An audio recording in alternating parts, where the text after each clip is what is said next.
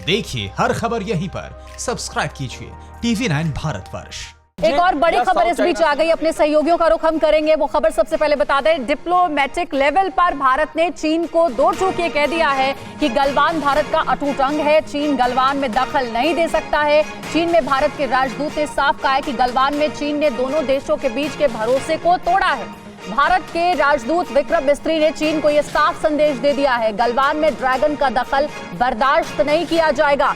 तो एक और बड़ी खबर है, मनीष मेरे सहयोगी इस खबर पर जानकारी हमें देंगे। मनीष, सीधे सीधे भारत के राजदूत की ओर से ये कहा गया है कि जो नया निर्माण कार्य LAC पर शुरू कर रहा है चीन, उसको फौरन रोके अगर वो दुनिया में शांति चाहता है, भारत के साथ एक अच्छा संबंध चाहता है तो। जी हाँ, बिल्कुल। देखिए, हम अपने दर्शकों को बता दें कि भारत और चीन के बीच जिस तरीके का डिप्लोमेटिक एंगेजमेंट हुआ था, 5 हाई लेवल के डिप्लोमेटिक एंगेजमेंट हुए। 17 जून को दोनों देश के विदेश मंत्रियों की बातचीत हुई, 23 जून को RIC की फोरम में दोनों देशों के विदेश मंत्रियों की बातचीत हुई, 22 जून को कमांडर लेवल की बातचीत हुई, 24 जून को WMCC की बैठक हुई। और उसके बाद जाकर अब हमारे राजदूत ने साफ तौर पर कहा है कि चीन इस बात को समझे कि अगर वो LAC से वापस अपनी पोजीशन पर नहीं गए तो भारत और चीन के संबंध जो है वो बिगड़ जाएंगे। तो यानी भारत की तरफ से दो टूक चेतावनी दी गई है। और अंजलि, जिस बात को लगातार आप, सुमित और अभिषेक कह रहे थे, उसमें मैं आपको ऐड करता चलूं कि वो भी बेहद महत्वपूर्ण बात है कि अमेरिका का जो गुआम आइलैंड दरअसल पश्चिमी प्रशांत महासागर का एक आइलैंड है जो अमेरिका का एक टेरिटरी में आता है। और अब चूंकि भारत और अमेरिका के बीच, आपको याद होगा कि मोदी सरकार के दौरान एक एग्रीमेंट हुआ था, कैंप कोशा एग्रीमेंट, यानी भारत और अमेरिका दोनों एक दूसरे के मिलिट्री साजो सामान का या मिलिट्री तमाम जो इक्विपमेंट्स हैं उसका इस्तेमाल कर सकते हैं।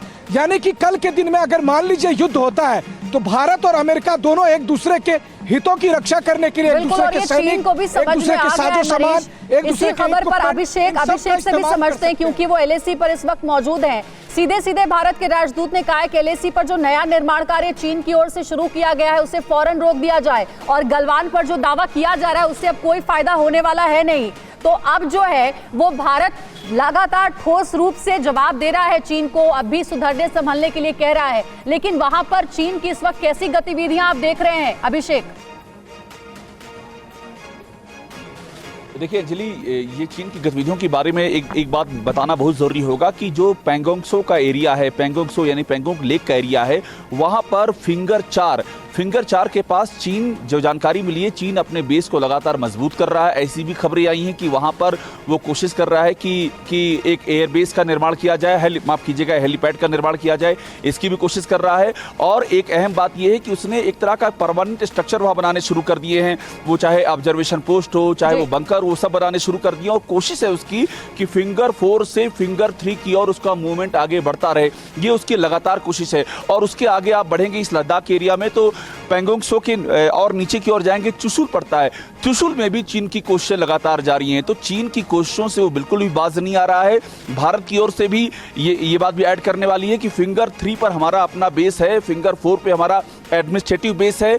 तो भारत भी लगातार चीन को पुश करने की कोशिश कर रहा है कि वो फिंगर 8 जो कि LAC का कहा गया है कि जो पेट्रोलिंग होती है भारतीय सैनिकों की ओर से, उस पेट्रोलिंग में भी बाधा बनने का काम चीन ना करे। पहले ही अपनी हरकतों की वजह से रिश्ते खराब कर चुका है चीन, अब भी संभल जाए। हमारे तमाम सहयोगी हमारे साथ जुड़े हुए, लगातार उनसे हम जानकारी लेंगे। न्यूज़ टॉप 9 रोज सुबह 7 बजे और शाम 7 बजे सिर्फ TV9 भारतवर्ष पर।